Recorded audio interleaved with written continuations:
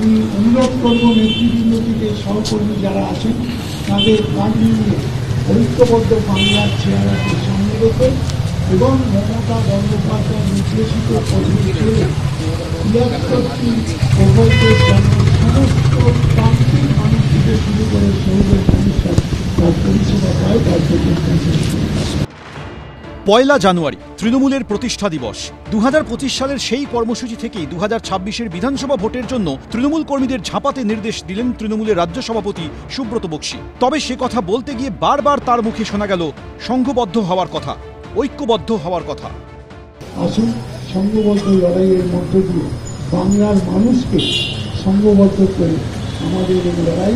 মমতা বন্দ্যোপাধ্যায় যতদিন বাঁচবেন ততদিন তার প্রকল্পে সার্বিকভাবে অর্থনৈতিক প্রতিবন্ধকতা থাকলেও সেই প্রকল্প কিন্তু চালু হবে।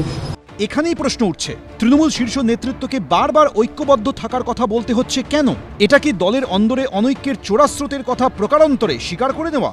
১৩ বছর ধরে ক্ষমতায় থাকার পরে তৃণমূলের মধ্যে এখন চতুর্মুখী লড়াই হয়েছে।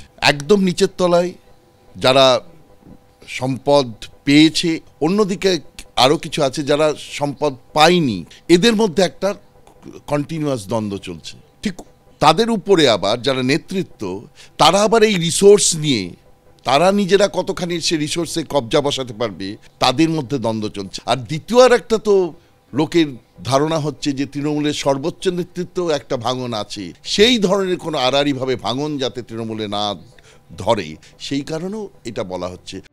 বুধবার তৃণমূলের প্রতিষ্ঠা দিবসে ভাঙড়ে সামনে এসেছে তৃণমূল নেতা আরাবুল ইসলাম এবং শওকত মোল্লার দ্বন্দ্ব। এদিনই দলের একাংশকে মির্জাফর বলে আক্রমণ করেছেন মালদার জেলা তৃণমূল সভাপতি। আমরা হেরেছি লোকসভা নির্বাচনে, আমাদের কষ্ট আছে, আমাদের দুঃখ আছে। আমাদের মধ্যে কিছু বেঈমান মানুষ ছিলেন যারা বেঈমানি করেছিলেন, মির্জাফরি করেছিলেন, সেই কারণে আমরা হেরে গেছি, আমাদের সেখানে ভুল ছিল। এই প্রেক্ষাপটে সুব্রত বক্সীর ঐক্যবদ্ধ থাকার বার্তা নিয়ে কটাক্ষ ছুড়ে দিয়েছে বিরোধীরা। ঐক্যবদ্ধ থাকতে হবে, বিসর্জন যাত্রায় গেলে সবাই ঐক্যবদ্ধ থাকেন। আরে তৃণমূল কোনো রাজনৈতিক দল কিনা এটা নিয়ে গবেষণা হবে, বিভিন্ন বিশ্ববিদ্যালয়ে পিএইচডি করবে ভবিষ্যতের ছাত্রছাত্রীরা। তৃণমূল কংগ্রেসের এই ধরনের অদ্ভুত বার্তা দিয়ে তো থাকবেই। 14 বছর পর সুব্রত বাবুকে বলতে হচ্ছে কেন যে ঐক্যবদ্ধভাবে কার্যকরী করতে হবে? এটা কি তলার নিচু তলার যারা কর্মী তাদেরকে ঐক্যবদ্ধ থাকার কথা বলছেন, নাকি ব্যানার্জি বাড়ির মধ্যেই ঐক্যে ফাটল আছে? কোনটা বলছেন?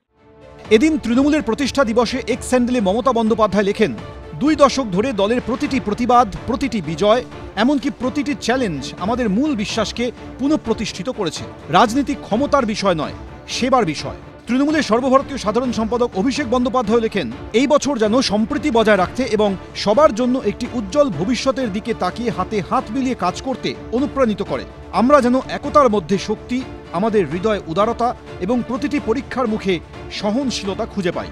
আশাবুল হোসেন, শিবাশিস মৌলিক, উজ্জ্বল মুখোপাধ্যায়, এবিপি আনন্দ।